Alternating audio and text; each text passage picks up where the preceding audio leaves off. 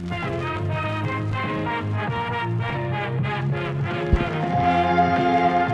is the Cloud Atlas Sextet? I doubt there's more than a handful of copies in all of North America. But I know it. How do people just drink coffee? We're very unhappy. Yeah, I can tell. Yeah.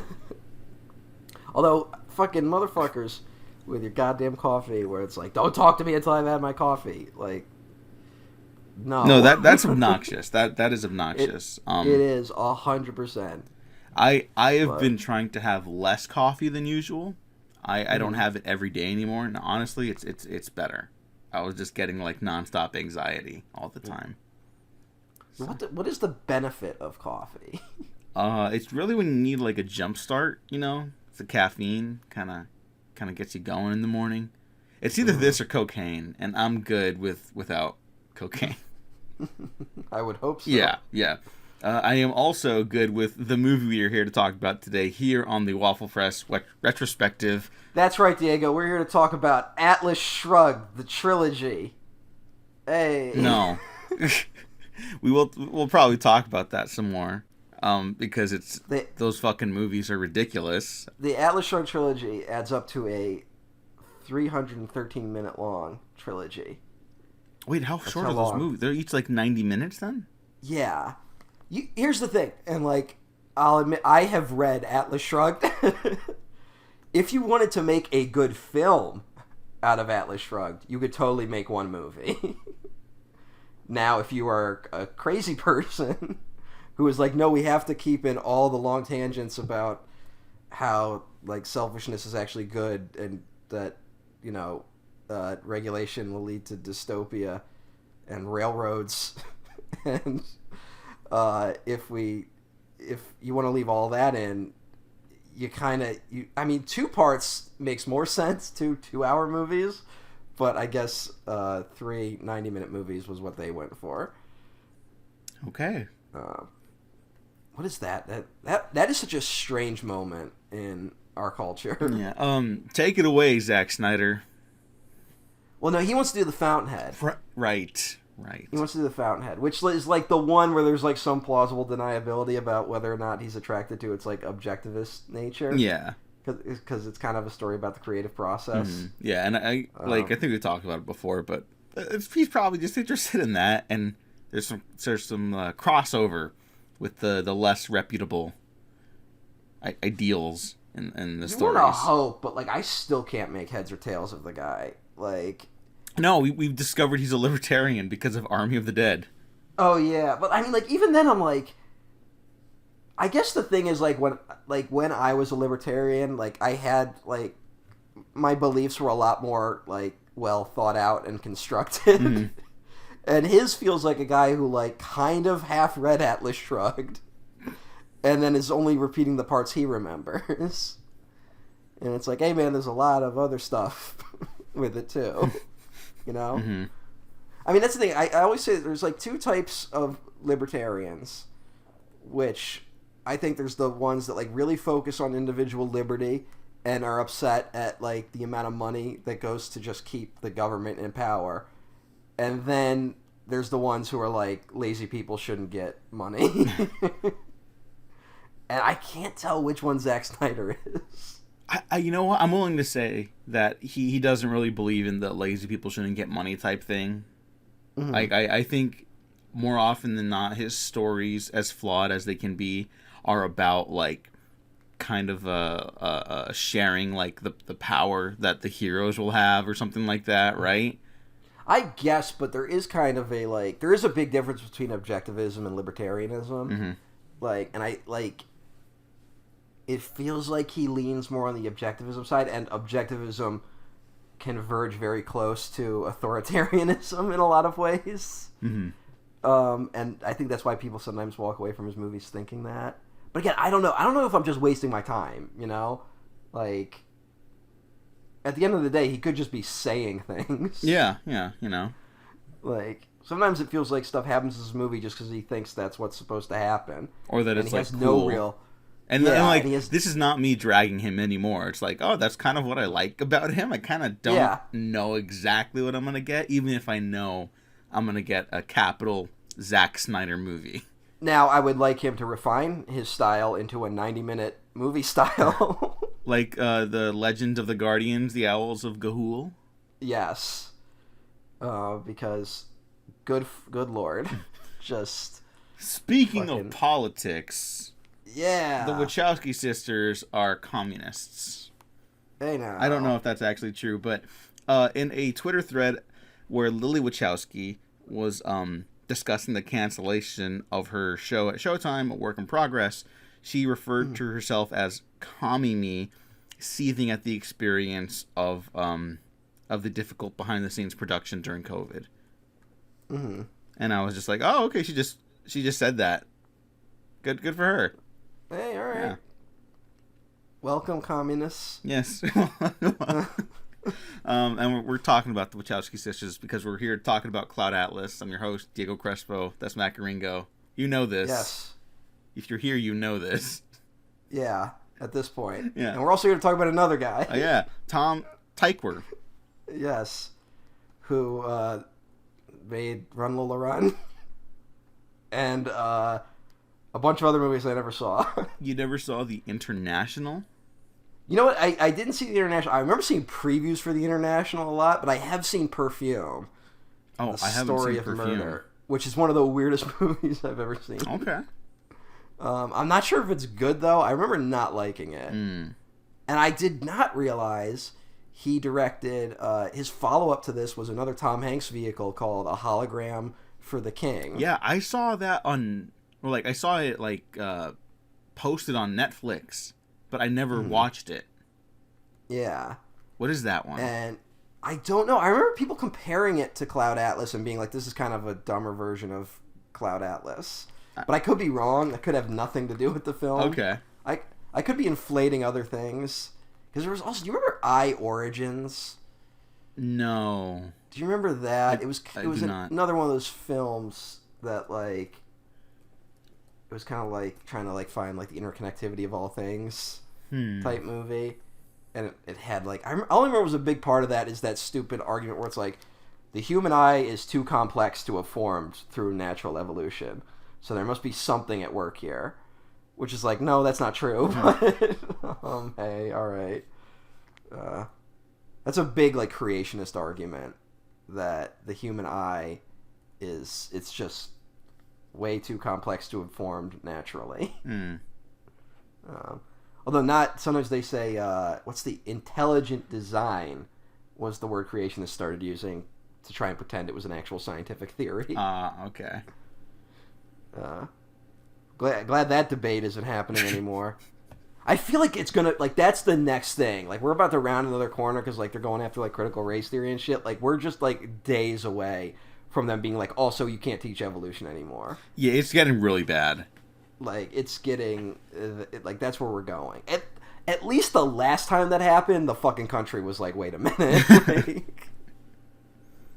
And I feel like that's happening, too, with a lot of this shit happening, where, crazy shit keeps happening, and the only reason it's getting through is because the crazy people mobilized a lot quicker. They mobilize a lot quicker. The people in power are just yeah, we're just going to do this.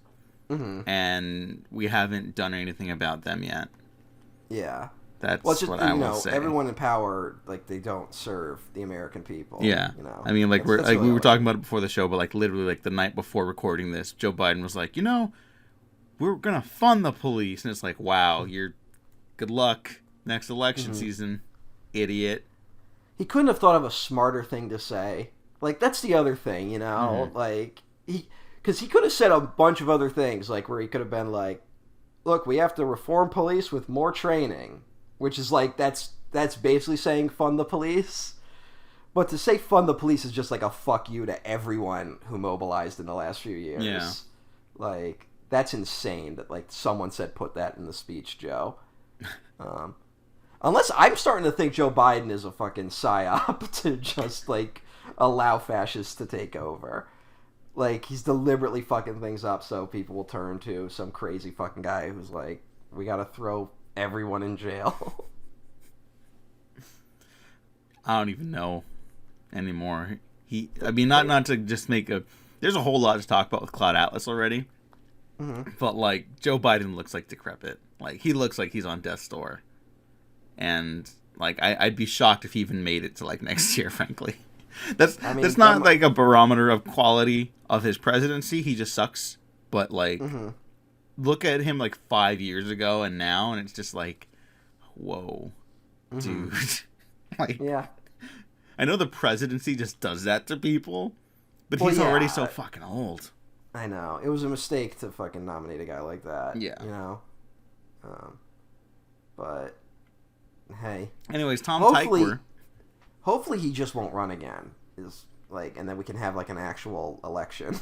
Well, then we'll have Kamala Harris, who began breaking down where Ukraine is on a map for the general public because she assumes we're all idiots. Anyways. Yeah, but maybe it's too much to have faith in it, but she's like somehow has worse approval ratings than Joe Biden. So I feel like it's going to be one of these things where it's like, all right, Joe's not going to run again and Kamala's not going to run. Guess who's back? It's Hillary. Like, oh God! I feel like that's what's gonna happen. Or all the insane people that are like Michelle Obama's gonna run, which I just like. Who is saying this? Yeah, I hasn't she even said before that she's not interested in that? Yeah, and it's just like I said, like the one thing you know about her, and like the thing that like makes her likable, frankly, is that she has absolute contempt for like politics, and it's like I'm cool with that. Yeah. But, like who thinks she's gonna run? I mean, it's mostly just like the racist conservatives, you know. I guess, but I think there's a lot of hope on the Democrat side because we so want to just like wind the clock back to Obama. You know, it's like I almost feel like there even might be a Hail Mary pass of like, okay, term limits are gone, Obama's back. Because you know what, that would probably work. Like, I mean, maybe, yeah. You can say a lot of shit about Obama, but goddamn, he is one of the most charismatic presidents we've ever had. He might be the most charismatic president, frankly. Yeah, like, I got so many problems with Obama, but every time he talks, it's like, goddamn, it's like, you fucking listen. Even when he says some stupid shit, you'll fucking listen. Yeah. That's power, you know? That's a genuine, like, talent. And the Democrats just keep trying, like, you can't create that. That's just, like, a natural gift. And I think they keep trying to create that with, like, people that they want to put in charge, you know? Like, no one thinks Biden is charismatic anymore. He was at a point, not like Obama, but he was at a point, and now he's just old and dying. Yeah. And Kamala is not charismatic at all.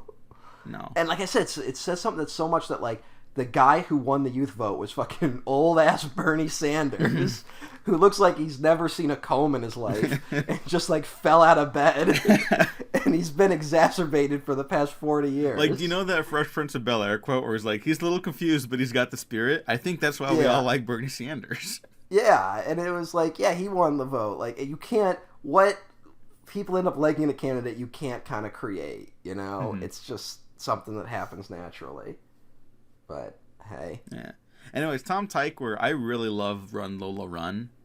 I don't know if that's a hot take. I don't know what the temperature is on that movie. I love Run Lola Run, but also it is one of those movies that, like, I don't know, he never kind of lived up to Run Lola Run. It's a really great, like, experimental, like, thriller, I guess, you know? Because, like, I love movies that are, like, condensed, like Collateral, where it's just like, here's a short time frame. You learn everything you need to about the character through the actions of this extended sequence of their life, and then that's it. You're in, you're out. 80 to 100 minutes. You're good to go. And Run Lola Run's like a really fun experiment on that. For those that haven't seen it, it's about a woman trying to get her boyfriend from stopping to do a robbery to pay back some drug dealers or something like that. And then it's like three separate interpretations of the event, or not interpretations, it's like three possible outcomes of the event, and she keeps getting it wrong until she gets it right, and it's like it's almost like a time travel movie. It's not, but it feels like you're watching that, which is probably why it was a good idea for him to do Cloud Atlas. Yeah. What year was Memento? Memento was 2001? 2000? Okay. Run Lola Run was first. Yeah. No, it's just interesting like that. There's kind of like a brief period where like those type of movies were getting made, you know? Yeah. that you could kind of get away with that nonlinear stuff, or not. I don't know if necessarily, but like stuff that it feels like studios now would shy away from a lot more, unless you are Nolan or Tarantino or someone who's like proven themselves in that field. Yeah. When did you first see Cloud Atlas? I saw it when it first came out, but I did not watch it in theaters. I saw it on Blu-ray, DVD, one of those two. I saw it on home that's video. not when it first came out, then. Well, when it first came out on home media, excuse me. I thought you were about to admit that you fucking torrented this shit. No. The movie, the fucking Wachowskis mortgaged their own goddamn house to make. No. We'll talk about all that stuff too. But yeah, I saw it, and I always really liked it, but I wasn't sure how much I could commit to liking it. You know what I mean? Where I was like, well, other people seem not to like this one as much, and then other people did kind of like it as much. I don't know. This is a divisive movie, like all the Wachowski stuff, but. Well, it says on the Wikipedia that it was included on both best of the year lists and worst of the year lists. Yeah, that sounds about right, yeah. Which, yeah, it sounds about right. And I could see someone putting it on both their best and worst, you know?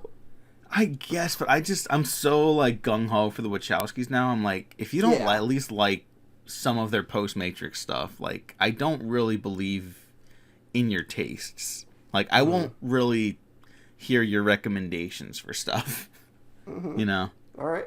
A little hard. I mean, here's the thing, is that, like, I love this movie. I remember, this is one of those weird ones where they had to release, like, a 7-minute trailer to get hype for it. Yeah. Do you remember that? I do remember that. And it was, like, a big deal. And it was kind of that thing where, like, the Wachowskis had kind of disappeared for a little bit, which I think it only been a few years. When was Speed Racer? It was about 4 years since Speed Racer. But, like, nothing else seemed to really be panning out for him. And then it was just like, this trailer just dropped. It's fucking Cloud Atlas. Like, it's coming. And it was one of those where I remember the trailer started playing before a YouTube video I was going to watch. And normally I would just wait for, like, the skip thing to show up and I would skip. But, like, I stayed and watched the whole thing. And I was like, what the fuck is this movie? And this was at a time where I was kind of like iffy on the Wachowskis. Like, I wasn't as firm in my opinions as I had let people convince me I didn't actually like Speed Racer and shit like that. And so I was kind of like, I don't know, but like it feels like we should all show up for a new Wachowski film, you know? And so I went like opening weekend. It was in the biggest theater at my mall, and it's like me and 6 other people. And it's like, oh well.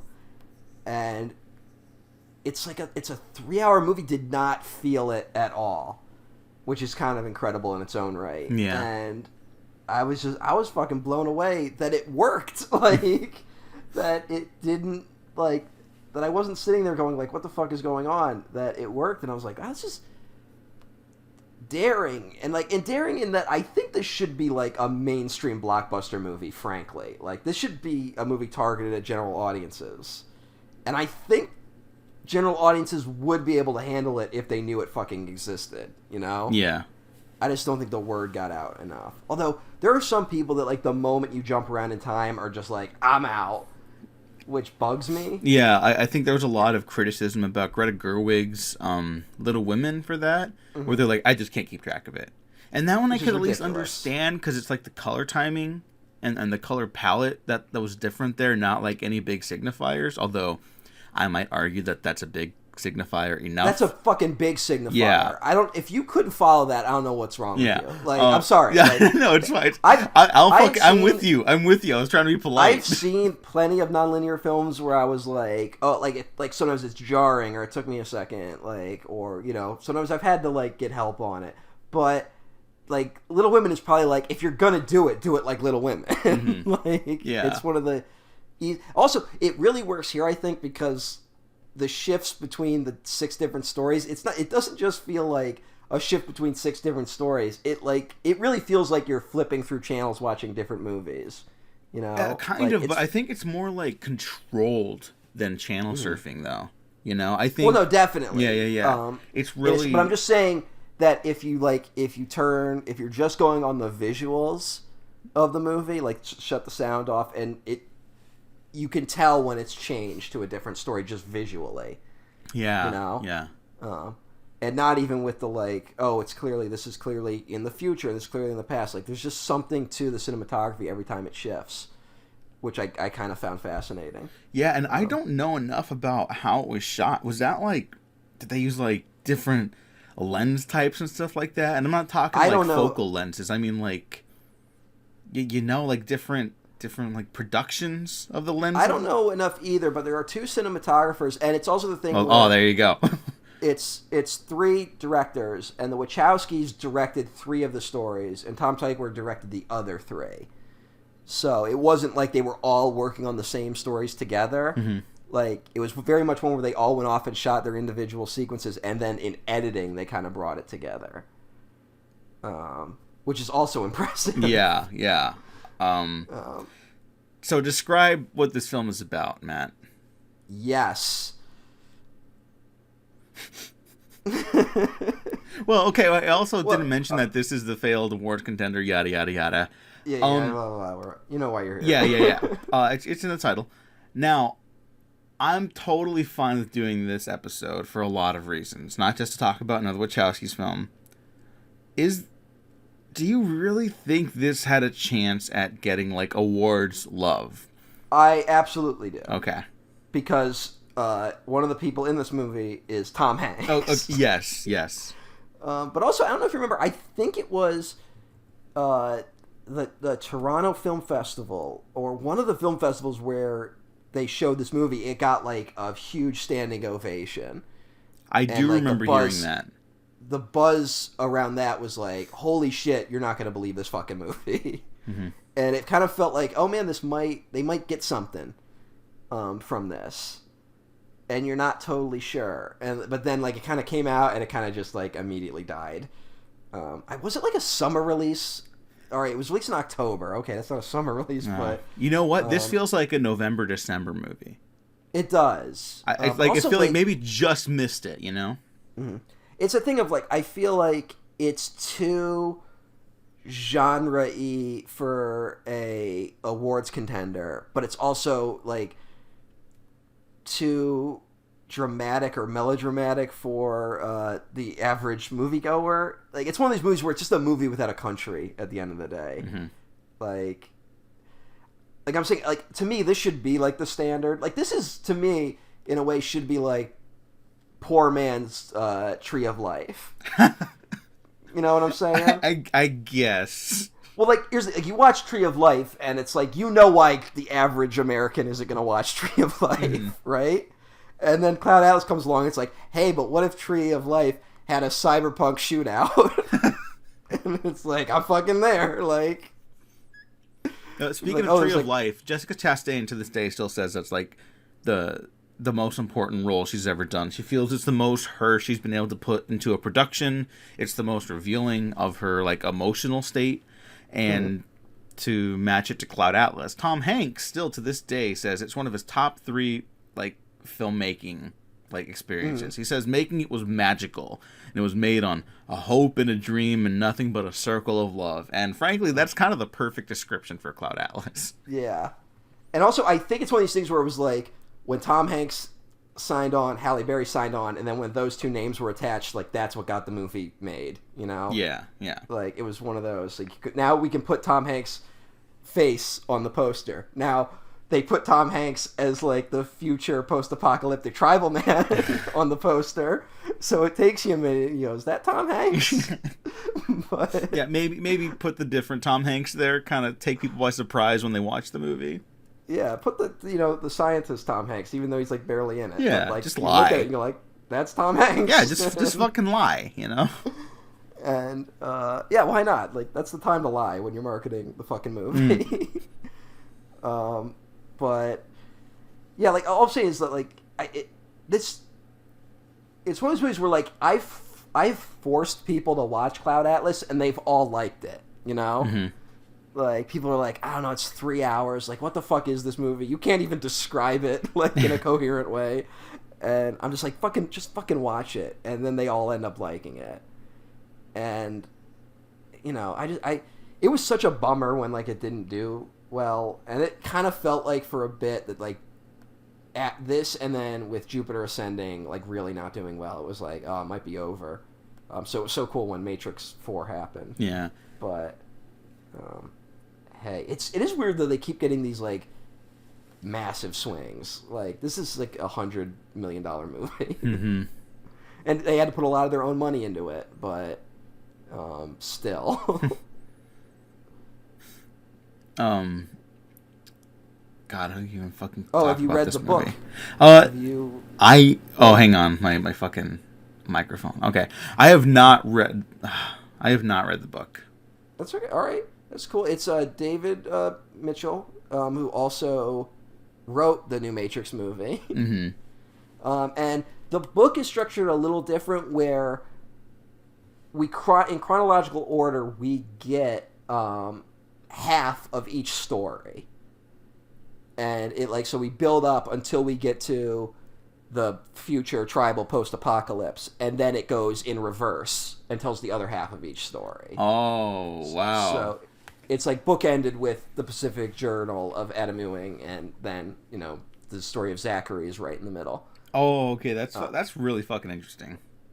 So like they really changed like the whole shape of it for the movie, which is something I like. It helps give both movies kind of like their individual feel. The movie and the book kind of gives them an individual feel. Yeah. See, I'm super into it when like stories can kind of shake up the way they're presenting their story, not for no reason. Don't just get weird with it just cause. But like, okay, I finally started reading House of Leaves. Oh yeah. Whoa.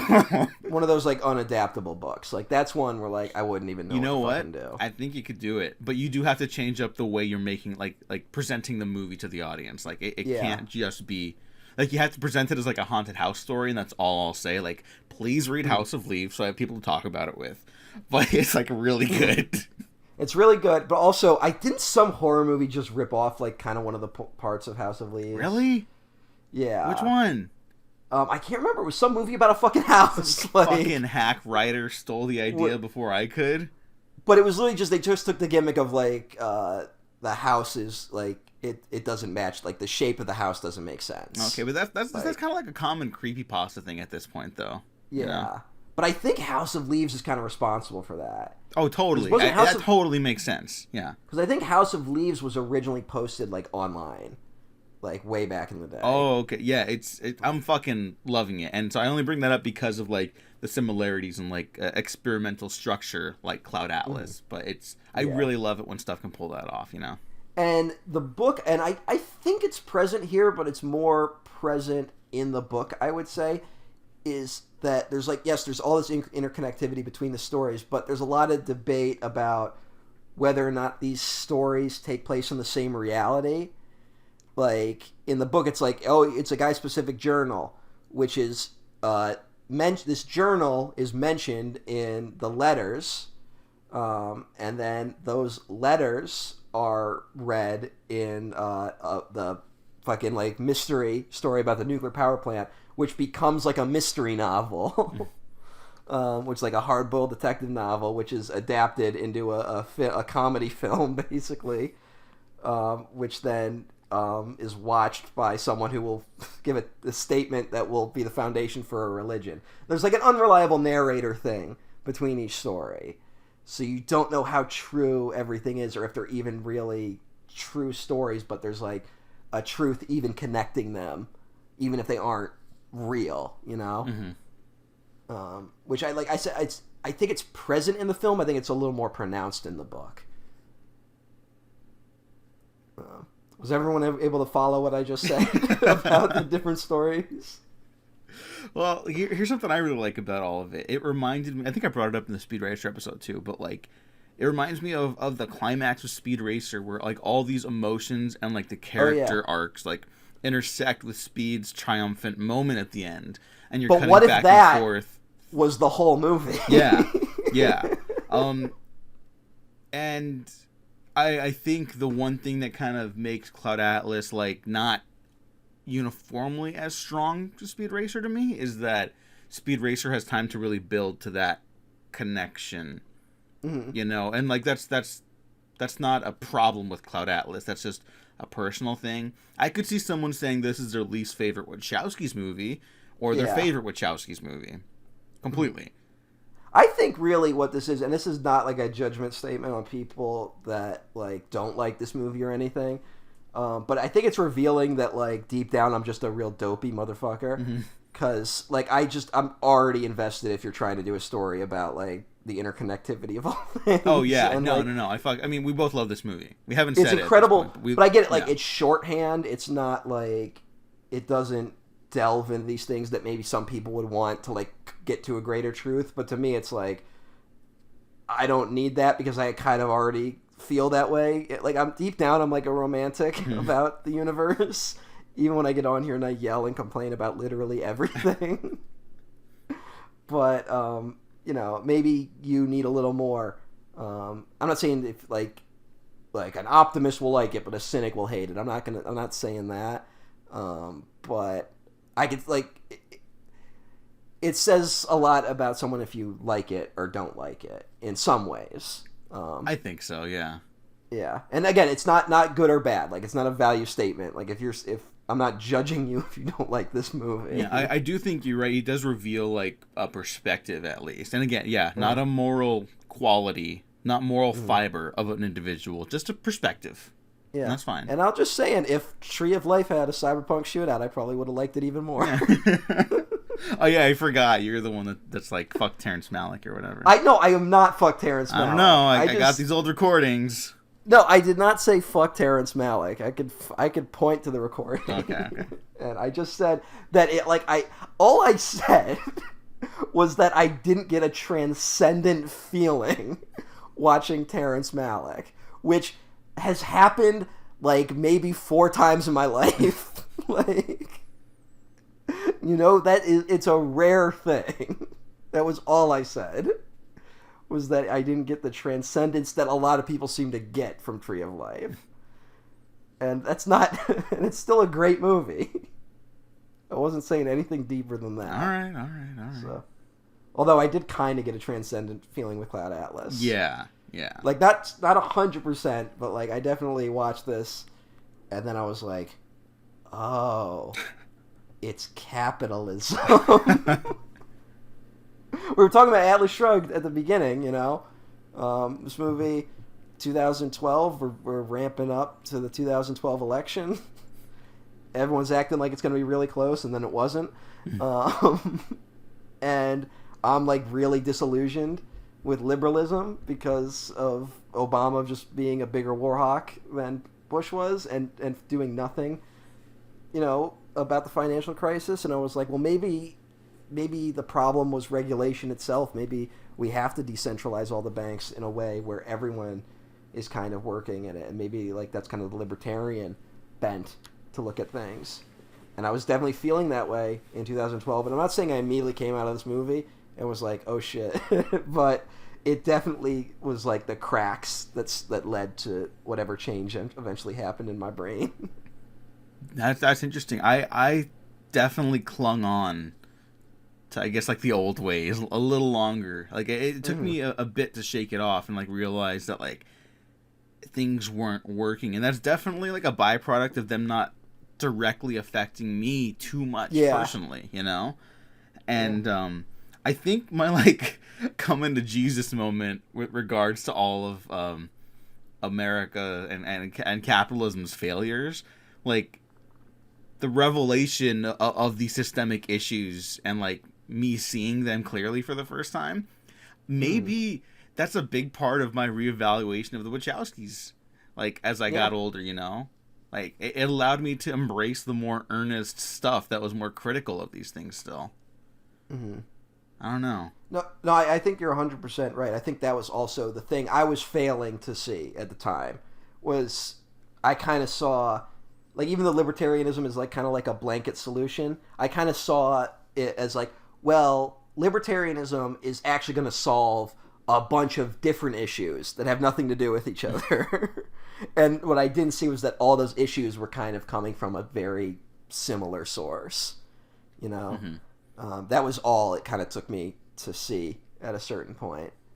And and a movie like this definitely helped. And you know, I mean, it's literally, I mean, so did you pick up like that every story kind of has a reference to cannibalism? Yeah. That's not an accident. Mm-hmm. Like and like when you get to the fucking cyberpunk future and they're literally like feeding people to each other, like, and it's like, oh, okay. Yeah, this is yeah, these are the same problem. And it's like, and it, you know, it's dumb. Again, I'm like, it's 2012, I'm just graduating high school, so it's also like, oh, so you're saying there's something similar about the slave trade to like an evil nuclear power plant. Like, and I'm like, wow, it's weird how there's kind of parallels here. And then it's like, and then there's like and it was kind of like all that, like everything kind of came into focus real quick during that one screening. I think that's also part of the reason why some people that maybe don't like this movie very much or like put off by it, like they don't really recognize film as like a medium for kind of discovering truth. Like I love listening to Guillermo del Toro talk about stuff, anything, not just movies. But like he was asked recently about Nightmare Alley, and like that movie's about a con man, and he was asked like, do you think filmmakers are kind of con men trying to con people into watching the art? And he's like, no, I think because con men sell something fake. I think we're selling something real. It can be packaged in like fake stuff, but the creation of it with the different artists involved, like that's a real thing. That's a tangible thing. A con artist sells you a lie. So what I'm saying is Cloud Atlas is giving people a truth, and if you can't like recognize, or you haven't been able to recognize like certain issues surrounding us in our daily lives, it might be a little more difficult to get on board with it, or you know, I'll even go a different step with it, where if you only see movies as like vehicles for plot, right, I think you will be put off by this movie. I also think the funny thing is, though, I gotta disagree a little bit. I think you could still totally find this movie engaging just on a plot level, if only because there is so much plot. Like, and I think all the individual stories are very entertaining. I would agree, but like, let me push back on that point, like, because I think when people want like their movies, like I'm still seeing people be like, well, you know, the Jordan Peele's Us, it had a lot of plot holes, and it's like, it doesn't. He just didn't like what it was going for, and that's fine. Yeah. But, you know, like that kind of mentality where it's like, there's all these plot holes. I don't think they really thought their story through. No. The people thought their story through. They're not focused on relating it to like a tangible reality. That's all. Mm-hmm. You know?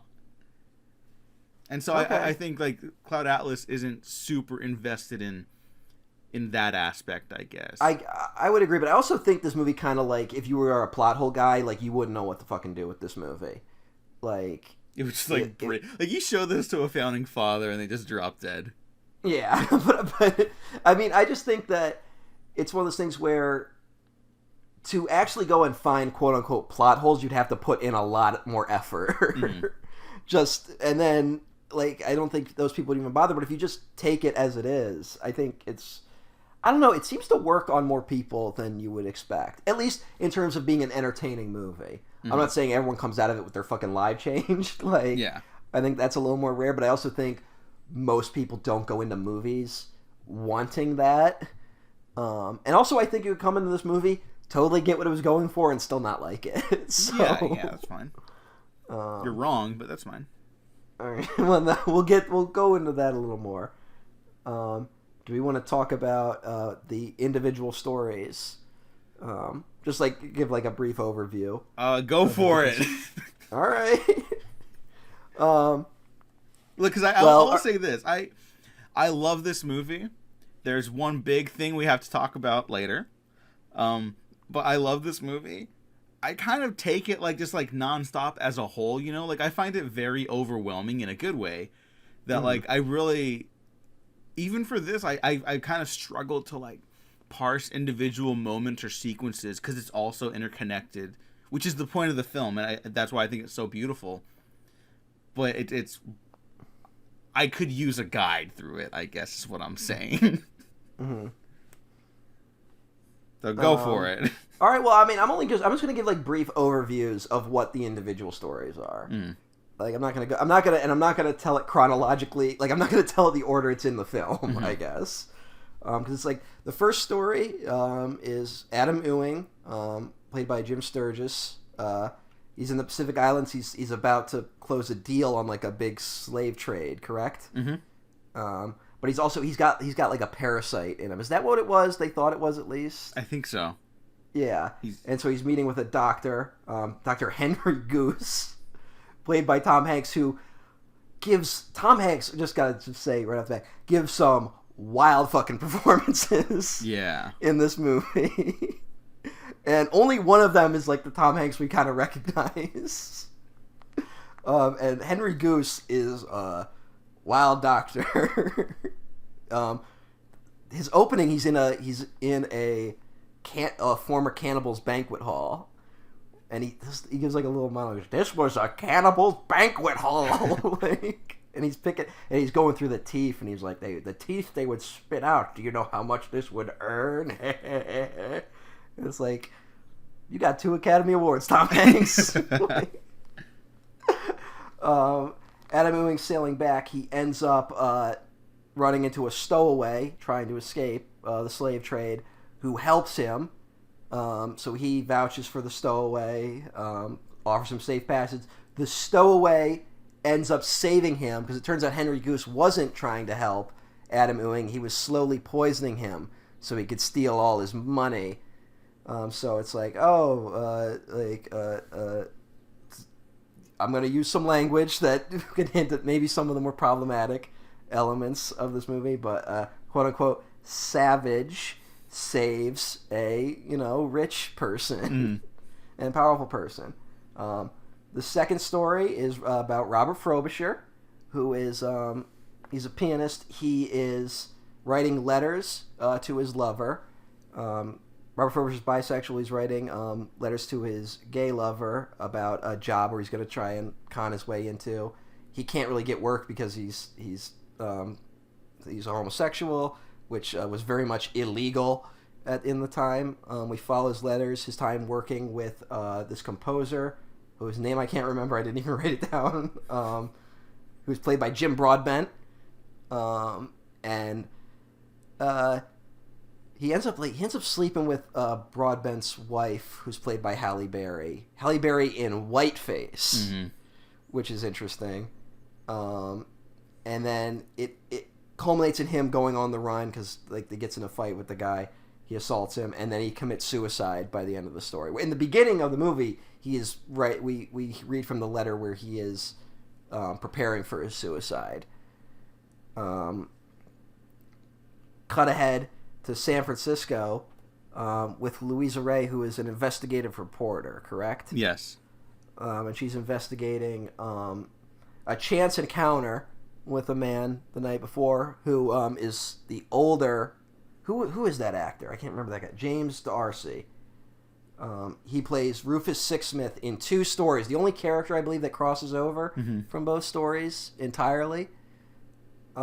He plays young Rufus Sixsmith in the previous story, and now old Rufus Sixsmith. He has all these letters, and what is it? Oh God, I forget what he has exactly. Do you remember? It's like a report. Yeah, his report that's going to reveal that this nuclear power plant is actually like a boondoggle, right? And it's like deliberately kind of being run poorly. But he gets killed, but he leads Louisa Ray to start investigating this power plant, and she uncovers this mystery, right? I don't need to explain all the details. London, 2012, the year the movie was released. Probably my favorite story, if I'm being honest. The ghastly ordeal of Timothy Cavendish. Jim Broadbent, who is like this really scrupulous book publisher. He publishes a book, and the author ends up murdering a book critic at a party by throwing him off a roof. And that leads to the sales of this book skyrocketing. But the author, who's now in prison, all of his like thug friends show up and start shaking him down for money. So he's desperate to try and pay these guys off. Ends up getting set up by his is it his brother or brother-in-law? It's his brother-in-law, because he slept with his brother-in-law's wife. Is like the unspoken thing that happened. He gets sent to a retirement community that basically just takes old people hostage and makes them disappear for families. So he has to orchestrate with the other old people to escape. And it's basically like One Flew Over the Cuckoo's Nest, but if it was more of just a straight comedy the whole time. Yeah. It doesn't end on a super dour note. Then we end up in fucking Blade Runner, which is probably the polar opposite of that story, with Sonmi 451, who is this revolutionary giving a testament about like how she came to be. She's, what are they called? Are they called replicants? They're called something. No, they're else. called fabricants. Fabricants, okay. Pretty close. You could have just called them replicants. Yeah, I mean it's a clear like influence. It's straight up. It's Blade Runner. Yeah. Like is what it is. She started out as I'm gonna call her replicant. Fuck it. As a replicant working in a restaurant, who ends up kind of being exposed to the truth of the world. Like it's kind of like it's kind of a Matrix story, you know, Mm-hmm. of just like she gets to see what the real world is and becomes a revolutionary. And her testament becomes the foundation for a religion worshipped in the post-apocalypse by Tom Hanks, who plays Zachary, who is a tribalman living, I believe it's Hawaii. Is that where it is? Yeah, that's the last It's one. a post-apocalyptic Hawaii, where there's bands of cannibals running around, and he ends up teaming up with Halle Berry, who I can't tell, like what is she, like what do they call her? Because she's from outside the tribe, right? Yeah. Prescience? Prescience. Is that it? Okay. They're like an advanced society that Yes, lives yeah, outside prescience. of the island. Prescience. And she is trying to use a communications array on the island to reach out to like off-world colonies to come and kind of rescue them. And in a clever subversion, it's kind of the same story as the first story, except this time the white guy is the savage and does the rescuing and saves a person of color who is the more advanced society. Which, there's a lot to say there. I guess this is the point where we have to kind of talk about the beauty of this narrative is also, I wouldn't say bungled, I would say endearingly misguided until it stops being endearing with yellow face, brown face. Yeah. It's Is there brown face in it? Duna Bay plays a Mexican woman. Oh, okay. Yes. Yeah. Okay. Yeah, that's not good. No. And Halle Berry doing whiteface is not the same, by the way, for anyone curious. Yeah. I was thinking, I was like, yeah, whiteface, like whatever. Yeah, like no one cares about you people. But I will say, it says a lot. Like we can say something where we can go on about like, this is just misguided. Like, you know, they're trying to make a greater point and they kind of fumbled what they were doing. But it's a little pointed that the one actor that shows up in the Blade Runner universe, but also isn't in Yellowface, is Academy Award winner Tom Hanks. Mm-hmm. Like, they made sure to give him a role that didn't require him to be in Yellowface. Yeah. And I gotta say, it's a huge dropping of the ball, because also, when we see Neo Seoul, it's in Korea, like, when we see this world, there are non-Korean people, Korean people living in Neo Seoul. Like, they didn't have to make all these people Korean, you know? Or they could have cast another Korean actor. Yep. Look, I would just say, if you want these interconnected stories with these individual actors that you've cast, maybe just don't have them in Yellowface. Yeah. I don't think it's that difficult. That's what I'm saying. I honestly think you could have had these characters in the Neo Soul storyline and just not have them be in Yellowface. Yeah, Like, yeah, you know.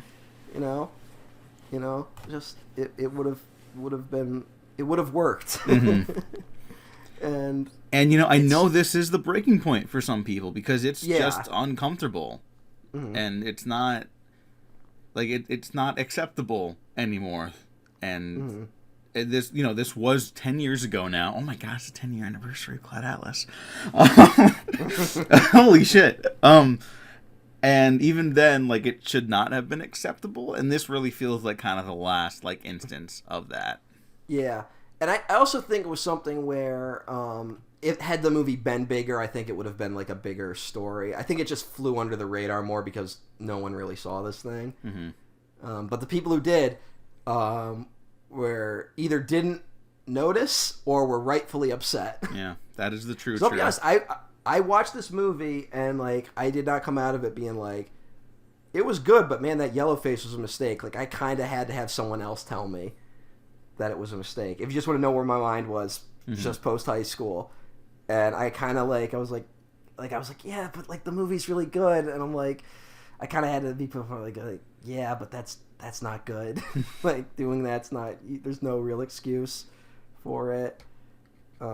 So yeah, it's bad. And I think you know what? I didn't want to go looking for it, but I remember the Wachowskis making a statement that like didn't help things. Aww. Yeah.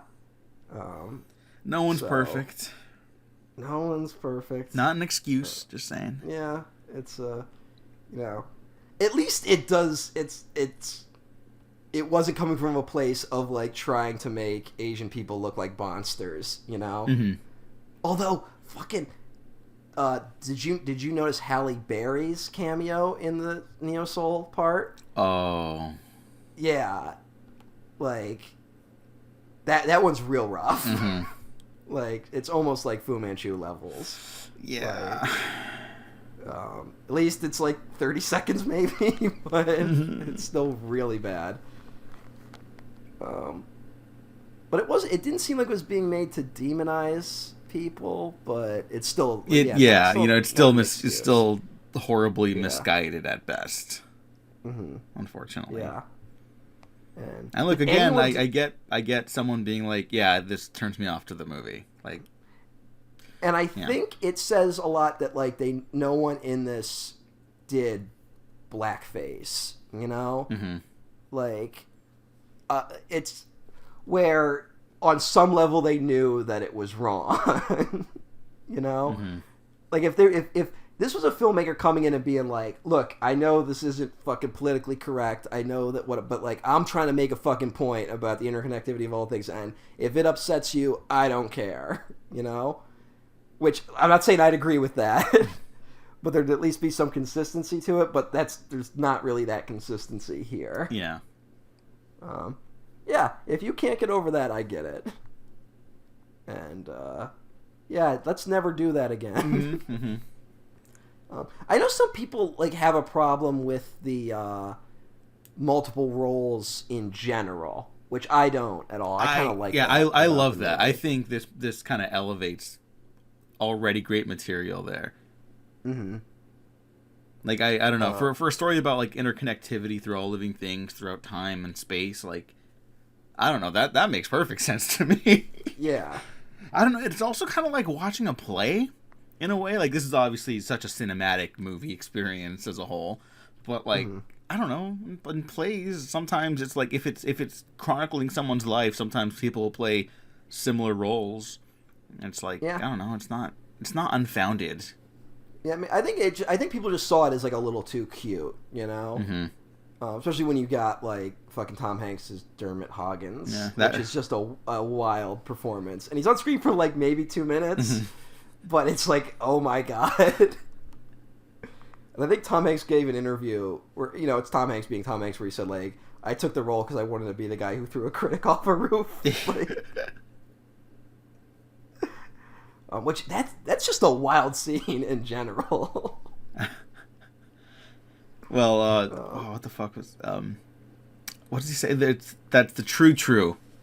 Oh yeah, true. That's later. Yeah. And Which, I mean, there's also something to say about its portrayal of, like, enlightened and quote-unquote savage.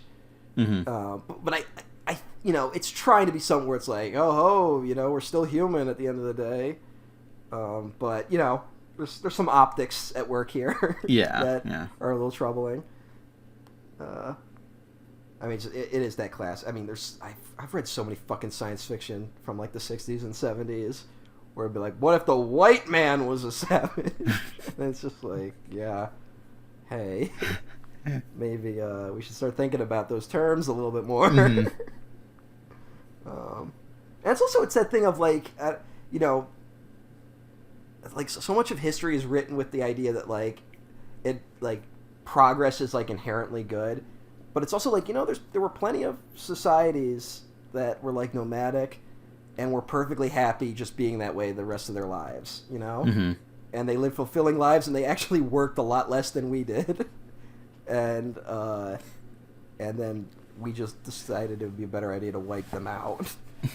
And then we justified that later by being like, well, see, it's just progress. So there's definitely some of that at work here. I'm not sure how much of it comes together totally. Because this is a movie that ends with, like, escaping to the stars, which is, like, the kind of, like, Star Trek, like, belief of, like, our natural direction for society. Yeah. That we should populate the universe.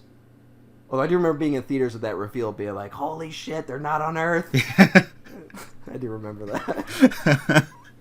Yeah, and I mean, it's got that, like, boundless optimism that the best Star Trek has. I like that you brought that up, where it's like, yeah, you know, like, the potential of us is really limitless. Like, there's no end to it. And that optimism is something, though, that is totally should be interrogated as much as possible.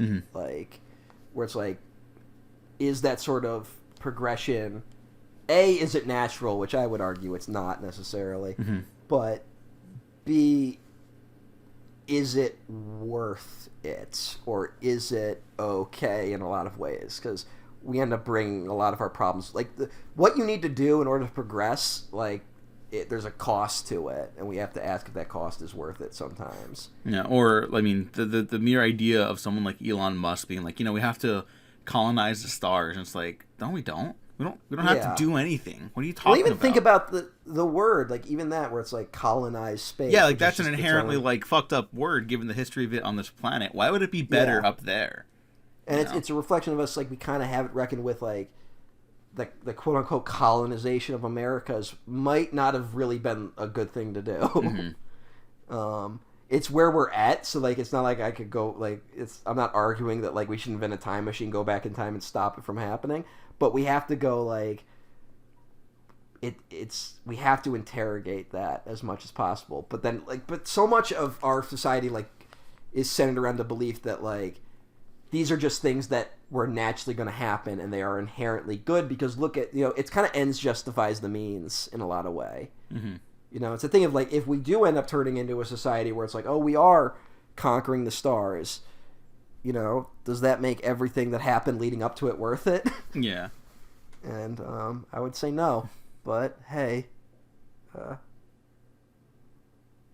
how's Star Trek these days? Has Star Trek interrogated any of this? I don't know.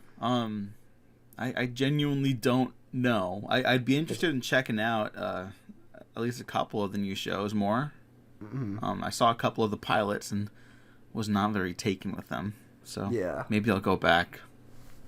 I think they're all up to their third season, and it's always like around the third season they hit their stride. All right. So yeah, Star Trek Picard's on its second season. I thought Star Trek Picard just started its third season. No, it got greenlit for a third and final season. That will be the last season of Star Trek Picard, because God bless Sir Patrick Stewart, he is like 8,000 years old. Yeah. You know, that's probably one to end. Although I'll give him credit too, because he has said, like, the reason he came back for it, apart from the paycheck, was that he wasn't interested until it was pitched that, like, it was a different Picard, like, who had lived experiences, and he wasn't going to be the same guy. He wasn't just going to pick up where the finale left off and it would be like the old show. He was promised it would be a new show, and to their credit, they definitely delivered a new show. And that's why everyone's really happy with it. Yes. Exactly. That's all you need to know. Yes. We should also talk about, there is the whole birthmark thing in this movie. Which is like kind of like we're kind of following one soul as it travels through different bodies. At least that's the implication, you know. So we go from Anna Ewing to Zachary. Although I believe in the book, the birthmark in the final story appears on Halle Berry's character, and not Tom Hanks's character. Oh, okay. Which is interesting, an interesting change. I think maybe they changed it just for that visual, because we don't see the birthmark until we see the back of bald Tom Hanks's head in the final shot. Like, so maybe that's what it was ultimately. But it leads to this interesting reading of the movie where when you have all these recastings, you can follow the arc of these characters through the different roles they play in different times, but you can also follow this specific soul as it travels through times, and that's a soul played by different people each time, which is kind of interesting. Yes. Although, hey, the time doesn't really make a whole lot of sense. What do you mean, like the? Well, if it's very specifically the same soul, and it's probably not, but that means Louisa Ray and Timothy Cavendish were alive. At the same time. Yeah. So. I guess not. If you want your own interpretation on that, I guess you could probably figure that out too. Maybe it was a split soul. Maybe that's why Timothy Cavendish was such a boob. Yeah. Or it's like The Thing. Sure. That's not even close to probably. That's the reveal. It is. Yeah. That's the reveal. This is actually a Thing prequel and sequel. Mm-hmm.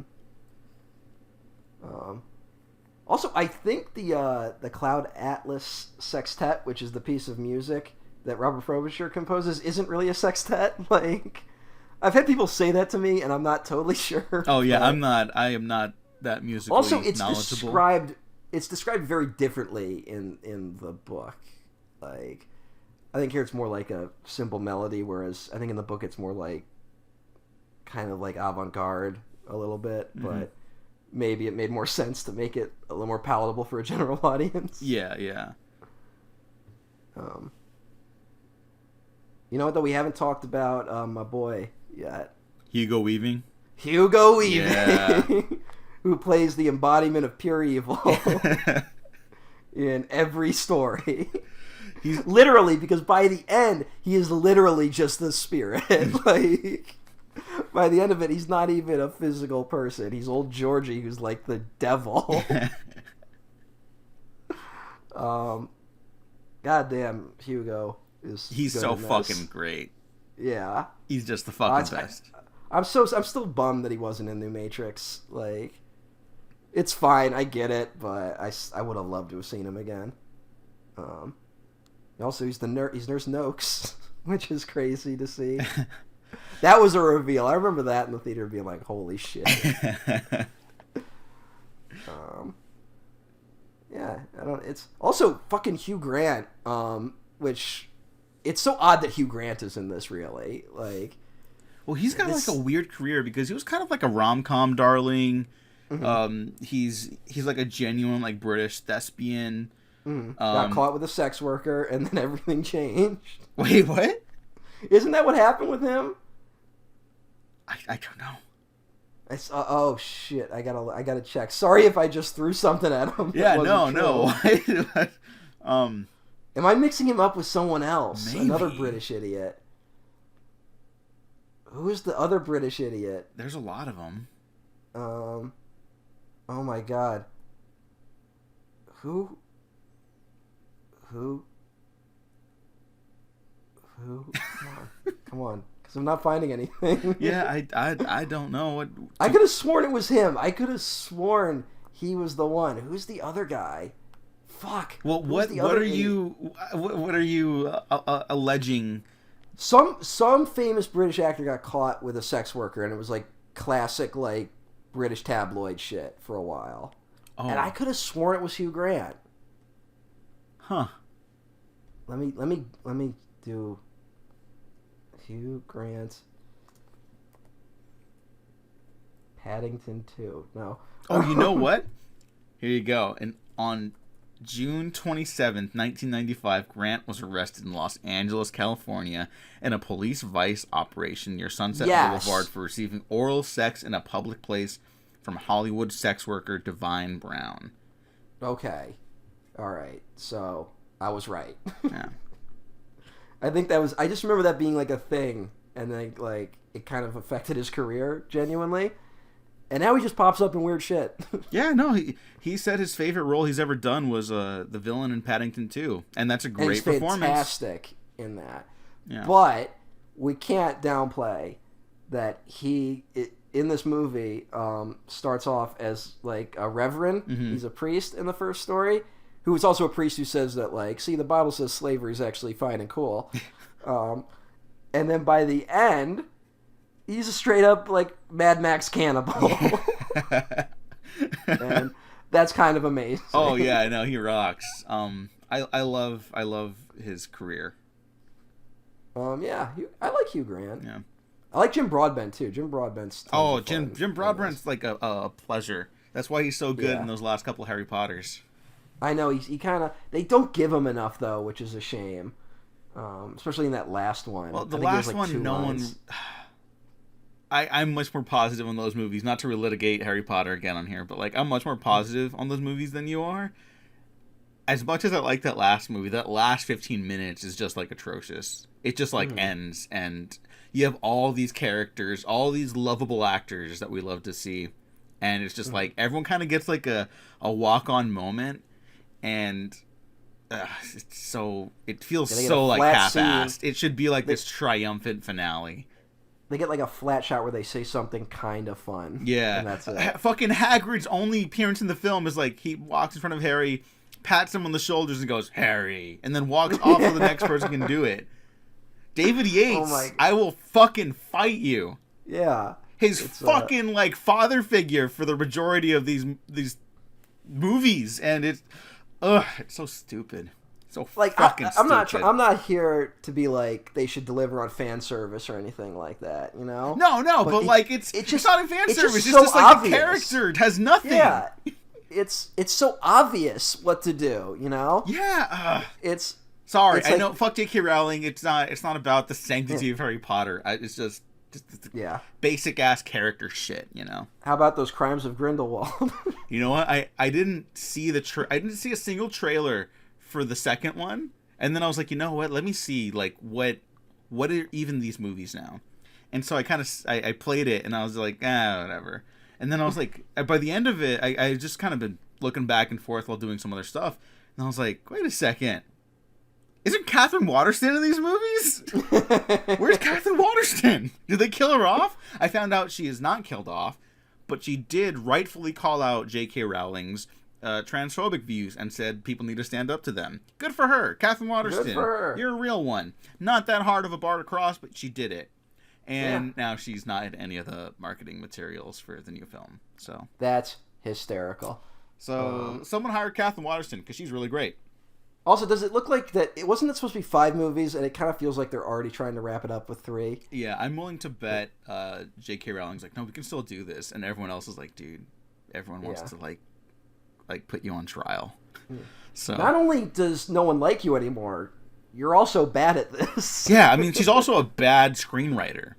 Yeah, it would be one thing if, like, you know, she's an awful person, but she can write a script that is coherent and makes sense and is entertaining. Like, at the very least, what this franchise should teach us, apart from J.K. Rowling being a hack, is that George Lucas kind of pulled off the impossible and made a prequel trilogy that you don't have to admire or even like, but is worth investigating what he's trying to say with it. There is nothing worth saying in any Fantastic Beasts movies, and I kind of enjoyed the first one.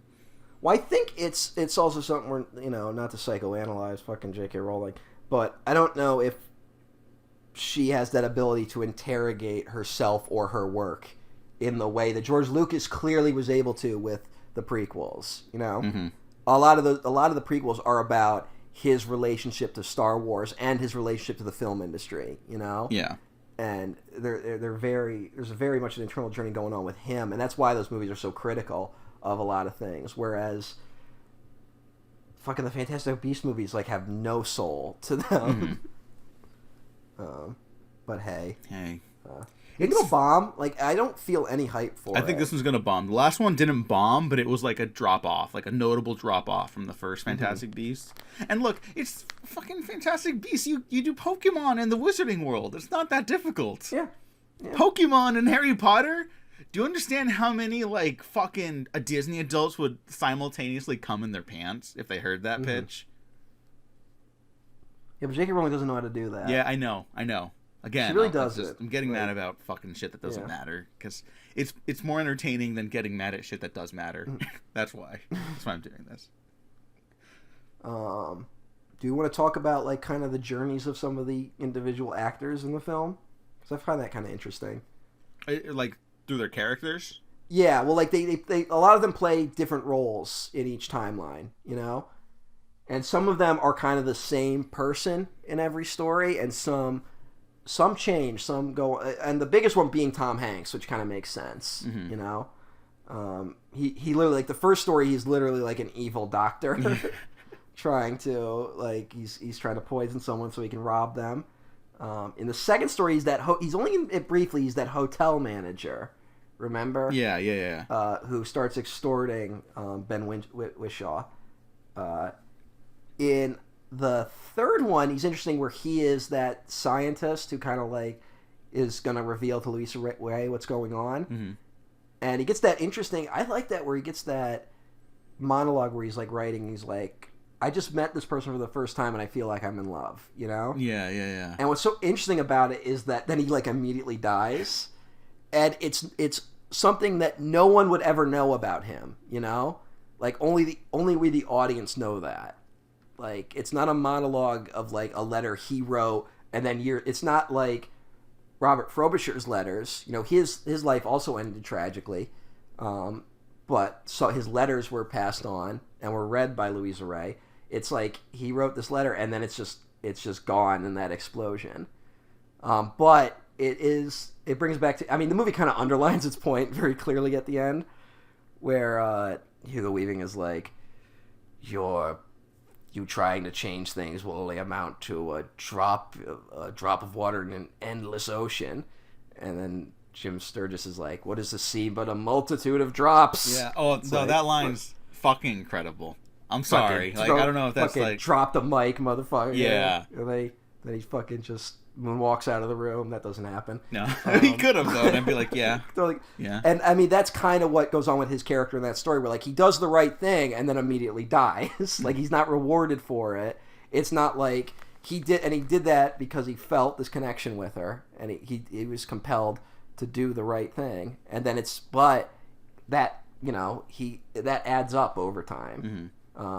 Unfortunately, he kind of regresses when he becomes Dermot Hoggins, who is just like a street criminal. And he's only on screen long enough to murder a man. Yeah, but that outfit is incredible. It is. I mean, the accent is amazing.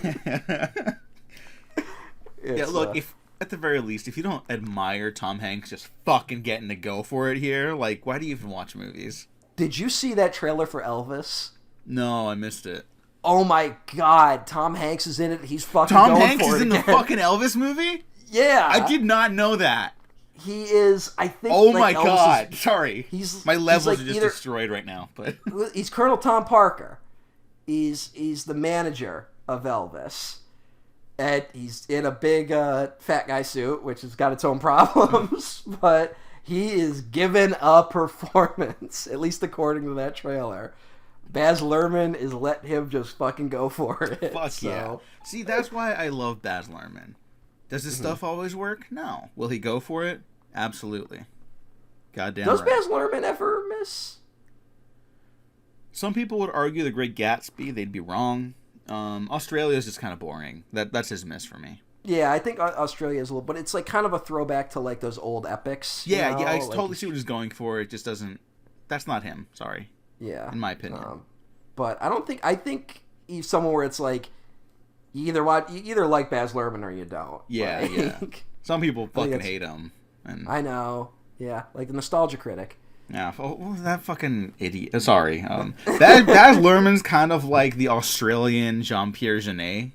Like, if you like Jean-Pierre Jeunet, you'll like Baz Luhrmann. You like Baz Luhrmann, you'll like Jean-Pierre Jeunet. Yada yada. Still haven't really watched any of his films. Oh, I know. I'm trying to get you to watch more of them. I know. I you know what? I bought Amelie on Blu-ray because it was on sale, and I just haven't watched it. All right, you might like. It kind of gets like a bad rap for being like quirky and whimsical and stuff like that, and like I don't know. I think there's more going on there.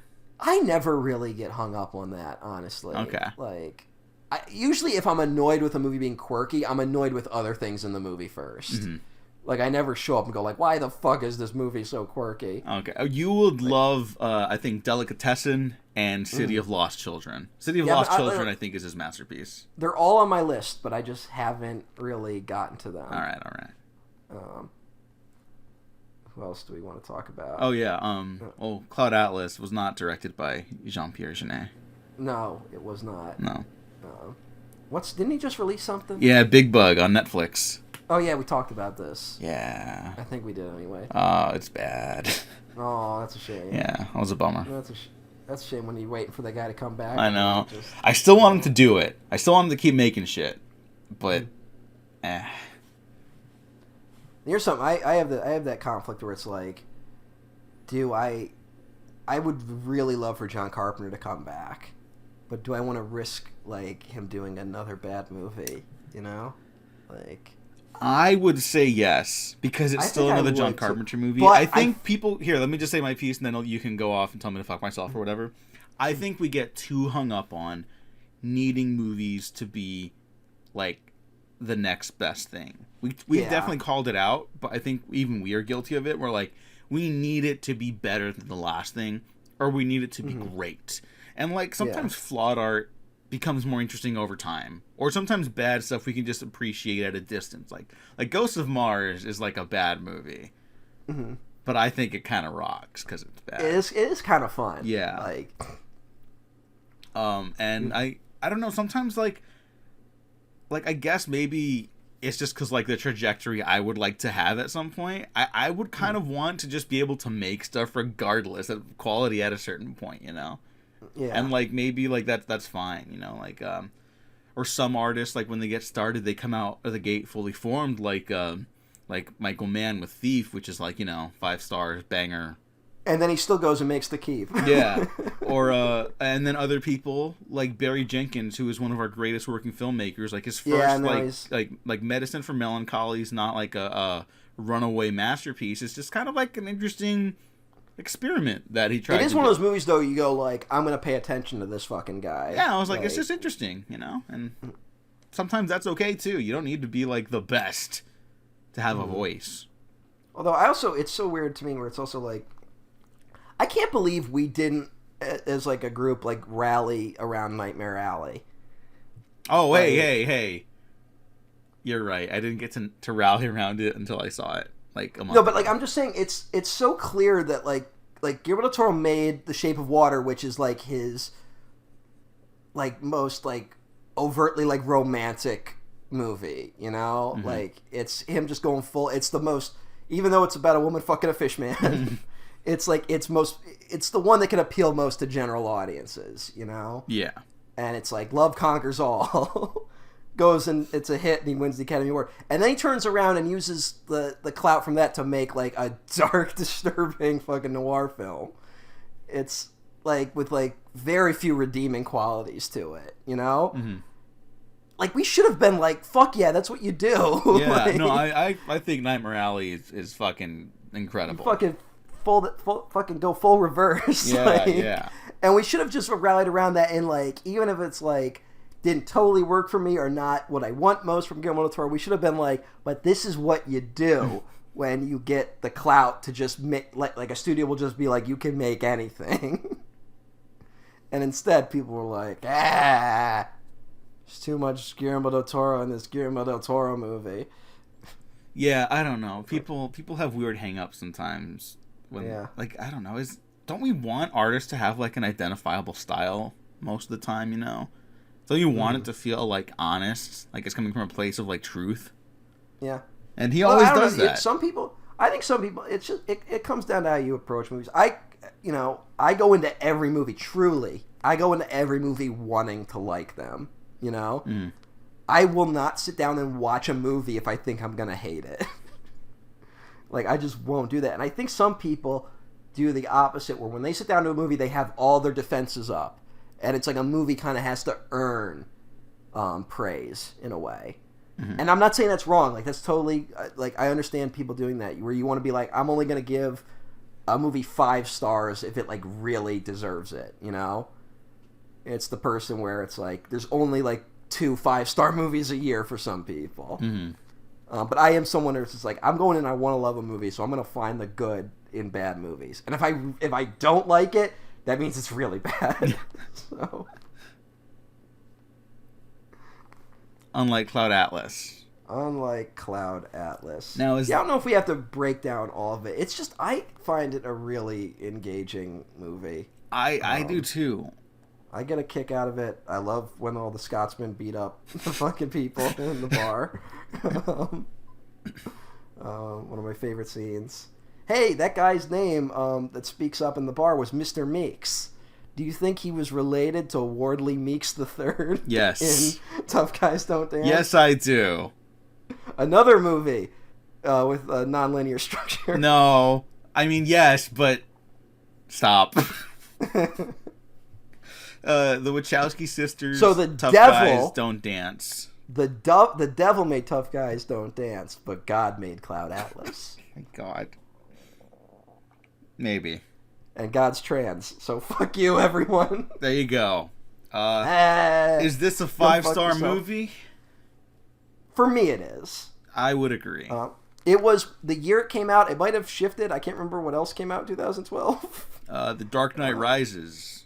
Yeah, that was definitely not better than this. Skyfall. I like Skyfall, not better. Let me check. Killing Them Softly. I love that movie, but I like Cloud Atlas more. I did too. Class, when it came out, was my favorite movie that year. I'm trying to... Oh, you know what? The Master was 2012. The Master, Django Unchained, Life of Pi, Looper, The Hunt, Prometheus, Spring Breakers, Lincoln. Lincoln's pretty fucking good. Holy Motors, The Act of Killing, The Lorax. You motherfucker. Yeah, Cloud Atlas is probably better than all of them. I would probably put The Master above Cloud Atlas. Okay. The Master is another one of those movies where it's just like, I kind of got like everything I want out of it. That was a truly transcendent movie for me. Okay. But also, I really like Lincoln, too. Mm-hmm. Like, Lincoln's fantastic. Holy Motors, I also really like. I guess those are the 3 that I would consider in competition. Francis Ha. Francis Ha, I like that movie, but like Cloud Atlas. Does Francis Ha have a cyberpunk shootout? Good point. I don't think so. Good point. Men in Black 3, your favorite. Yeah, there's a memorable film. Mm-hmm. Spring Breakers is also how could I solid. forget? Taken 2. Yeah. What about Les Mis? I'm not even addressing that. What won Best Picture that year? What the fuck? Oh shit, Argo. No, that was did it? Argo. Wasn't it the year Argo won Best Picture, but Affleck didn't win Best Director? I think you're right. I think that's what happened. But now I don't remember who won Best Director. For the King's Speech, maybe? What am I thinking of? No, King's Speech is before. Okay, it was the year before, right? Yeah. Yeah. Who the fuck won? Hang on. I'm looking at the accolades and shit. It wasn't Tom Hooper, was it? It might have been Tom Hooper. Again. Academy Awards, you fucking... motherfuckers. Was it Ang Lee? They make it so difficult to find shit on here. I know. Well, the problem is you go like Academy Awards 2012, and then it's like, do you mean the award ceremony that was held in 2012, or do you mean for movies released in 2012? Yeah, it's so like, you motherfucker. So fucking stupid. Also, here's a movie that I can say is better than every other movie we just mentioned. Wolf Children. Wolf Children's fucking amazing. Wolf Children's a masterpiece. Yeah. Like, if you're listening to this and you've seen Cloud Atlas, like, drop what the fuck you're doing and watch Wolf Children. You will fucking cry your eyes out, but, like, in a good way. Yeah. It's directed by the person who directed the best segment of the Digimon movie. So if you need another pitch, there you go. That's the movie you go to? Well, it's the one our generation knows. He's directed so many good stuff. I know, but, like, you start there and it's like, hey, this is, like, really good in the middle of this not great movie. What's up with that? The Girl Who Leapt Through Time, Dan Doherty, you should watch that one, because I know you're starting to feel like you're getting old, even though you're in your early 20s. Best director was Ang Lee for Life of Pi, by the way. Okay, that's a good one. Ang Lee's a good guy. Ang Lee's solid. But yeah, Girl Leapt Through Time, Summer Wars. Those are also two really good movies. Summer Wars, the remake of the Digimon movie. Summer Wars is also kind of like a remake of fucking War Games. Yeah, well, the Digimon movie is just... It's literally called Our War Games in Japan. Yeah. I gotta rewatch Digimon. Like... I can't vouch for the show. I have very fond memories of it. But that fucking, like, 45-minute segment in that movie is so good. I just remember Digimon being this thing of, like... It was, like, kind of a Pokemon ripoff, but then, like, occasionally it would get, like, really existential and fucked up for a minute. Yeah, well, like, I mean, like, the big thing when you're younger is, like, whoa, people can, like, die, you know? Yeah. But I don't know, I think the world kind of gets... Well, anime was full of that. I mean, I remember when all the fucking Sailor Scouts got wiped out at the end of the first season of Sailor Moon. Oh, what? Like, I've never seen Sailor Moon, so... Don't worry, they all end up fine. Okay. But, like, the last few episodes are, like, just them all dying one by one. Oh, God. Like, and it's just like, holy shit. Oh, I thought it was, like, a fun slice of life anime. It is, but then it gets, like, wild in the last bit. Like, Okay. And it was one of those things where I think they were all supposed to die originally. And then someone went to the creator being like, this shit's making too much money. Fucking bring them back. Like, okay, well, I get that. And I mean, and then not even fucking Dragon Ball Z Goku dies like 5 episodes in. Like, he got shot through the heart. Isn't like half that show him walking back from heaven or whatever? No, it's him walking to the place he needs to go in heaven and then walking back. Oh, okay. I remember that vividly for some reason. Half that show is him on a fucking road. Yeah. And then when fights are happening, people stand around for like half the episode being like, oh, you thought your power level has gone up. Little did you know, I can also raise my power level. And then they stand there, and then every character goes like, says the same basic thing. Where it's like, oh my god, he's raising his power level. And that goes on for another 5 minutes, and then they punch for 5 minutes, and then it's a cliffhanger. And tune in for the next exciting Well, episode. here, I'll tell you why I fucked with Digimon before we wrap up. Okay. Digimon, to me at least, was like at the dawn of the internet. It's the birth of the internet for us. We're kind of getting our feet wet with like understanding the limits and like the way we can connect, like interconnectivity. This thing called the internet, it's an inherent good. It's only going to do good things. Now, the villains on Digimon were counters to that. There's like a Satan Digimon that has like a little like Batmite type henchman. And he's kind of comic relief, but to get more powerful, the villain ends up swallowing him in the climactic fight. Yeah, and he's screaming to his death, and it's like crazy. I can see that in my head to this day. I could fucking see it. It was so fucked up. Yeah, but then there's also like the 4 Horsemen of the Apocalypse at one point. There's like what is the deal with like so many children's adventure anime where like it's like, yeah, but we have to kill God. Like, well, that's just the way it goes. That's just the way that cookie crumbles. Oh, it's fantastic. Because at some point you have to grow up and realize that society has placed limitations on who you are and who you can be in this world. And only you can determine for yourself who you want to be. And that includes how you want to kill God. With a gun? With a knife? No, it's always with the power of friendship. Exactly. But it's just so funny to me where it's like the Western animation version of that is like Nemo learning to stand on his own, you know? Yeah. Like, and then it's like in fucking Digimon, it's like, no, we gotta take on the fucking 4 Horsemen of the Apocalypse and God and Elvis and like everything. And, like, and the concept of love, like, it's like you gotta fight like everything. And then it's like, it turns out the enemy was time itself. And then you're like, Jesus fucking Christ. It's like, wow, the people writing this shit were clearly going through something. Mm-hmm. See, that's what Western civilization is suppressing.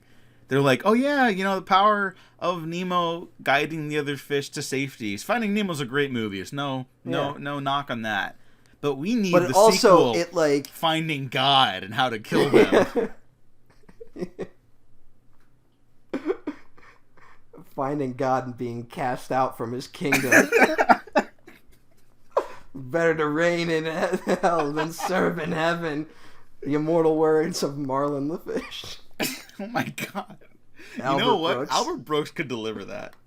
He totally... I mean, that's kind of what defending your life is.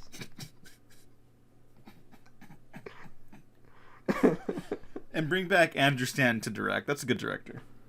Yeah. I don't know if any of the Pixar guys, though. It's so weird. It's... No, I get. We're not going to go on the whole thing, but I do think the Pixar guys, even though they do talk about being very happy there creatively, I just think all of them have so much more potential than what they can give there. Yeah. That's a whole other thing. I think it's a lot. I think a lot of it was when they finally got absorbed by Disney. You know. Yeah. Like they kind of couldn't really make what they really wanted to. You make. can feel the chains on them, even in their great shit. Yeah. Still, but that's another topic for another time. Cloud Atlas. Cloud Atlas. Check it out. 5 stars. Check out a lot of the shit we just talked about right here. Frankly, yeah. There's good stuff out there. Yeah. This was good stuff. Matt. I know if you were like me during quarantine, you started revisiting a lot of shit from your childhood. And if you were like me, you put on Yu-Gi-Oh!, made it like 2 episodes and went, I don't need to watch this. You put on fucking Pokemon, you made it a little longer, but then you're also like, I've moved on. But you can go back to fucking Digimon. I'm telling you. All right, I want to go back to Digimon, frankly. Ride that shit out. And that is a multitude of drops. I don't fucking know. No. What is? No, I got nothing else. Matt, let's close out the show. But a What other drops. good things do you have on the internet? Oh, nothing. Okay, not your tweets. but if you want very half-formed thoughts, check out my Twitter, where I just occasionally say something very stupid. I'm at EmperorOTN1 at twitter.com. And you can find me at the Diego Crespo. Check out the Waffle Press on Twitter, YouTube, SoundCloud, Spotify, iTunes, and Patreon. And get early access to the next retrospective. Listen to the old ones off the Patreon. Check out some... Yeah, or don't. I probably am embarrassed by shit I said on a lot of those older retrospectives. Well, I mean, I don't mean the super old ones. I just mean, like, the stuff that, you know... Yeah, but I literally, like, 3 months removed from anything I say, I probably don't agree with it anymore. That's fair. That's fair. It's just unfortunate that I decided it would be okay to do podcasts where all my bad takes are immortalized forever. I mean... You know, we're all aging like 5 years every Remember month. when I said The Dark Knight was about how 9/11 was an inside job? Yeah, but that's true. Sure. Thanks for listening. Thanks for watching. Man, I hope we never have to talk about conspiracy theories on this show again. We've been professionally unprofessional. Wait, we didn't say what the next thing was. Oh, what is the next thing? I don't know. You have the list. I do have the list. Hang on. I haven't had to edit a lot of these very much, but this one I kind of gotta go cutting some stuff. Hang on. Where the fuck? Yeah. Or just leave it in and show how professionally unprofessional we truly are. A little too unprofessional. Let me see. Where the fuck is this? I hope you're not about to say what I think you might say. No, I have the list somewhere. Here we go. No, but I know some of the movies that are on the list. Oh, okay. Well, next up is Michael Clayton. Oh, okay. All Why? right. What did you... Oh, you thought... I thought what's probably going to come after Michael Clayton. Oh, yeah, that's definitely coming after Michael Clayton. The last 3 are kind of quasi-conspiracy thrillers at the very... Oh, they're conspiracy thrillers, and then they're insane conspiracy thrillers, and then they're a real conspiracy. Yes. So... Make of that what you will, listeners. But Michael Clayton, next week. Come back. Watch it. Wait, so the next 4 are conspiracy thrillers. Next 4. Because Michael Clayton's also a conspiracy thriller. Yeah. So what? Did you forget the movie I'm dreading? I think so. I'm gonna say it right now, JFK. No, I want to do that one. What's the other one? It was the one I said if we're gonna do it, I want to do JFK. I don't know. I don't know if I want to remind you. No. Now you have to say it. Well, all right. I'll give you one more hint. I said that if we do it, you can't upload the episode to YouTube. Oh, that's my only stipulation. Oh yeah. Okay. So there you go. That's an announcement for the show. We're doing an episode that will not be posted on YouTube. Yes. I will post an opening of it to let people know where you can find it. But I think what you texted me was, we will both for real die. So this will just be audio format only. Yes. Enjoy that. Yes. Enjoy as that much tease. as you can. Enjoy that tease. Well, I know. I told one person that we were going to do it, so one person out there knows. Okay, yeah. But that's it. That'll be fun. And then we're also No, it won't. No, it won't. We're also gearing up to do our return of our failed blockbusters. We'll do Scream 5 eventually, so just keep an eye out for that. And then at the time this is released, go back and check out our review of the Batman Retrospective. Or the Batman, which is going to be partially a retrospective. Watch Batman 66, because I just rewatched it, because shit's not great right now, and it made me feel better. Yeah, so that's a great fucking movie. Even though there's one part where Robin looks directly at camera and says, support your local police. Yeah. But hey, it was 1966. Yeah, so. the bar is different. Like, we understand now. Yeah.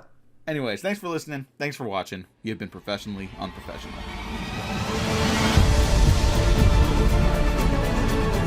Our lives are not our own.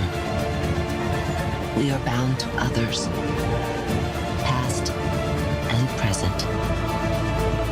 And by each crime and every kindness, we birth our future. I won't let you go again.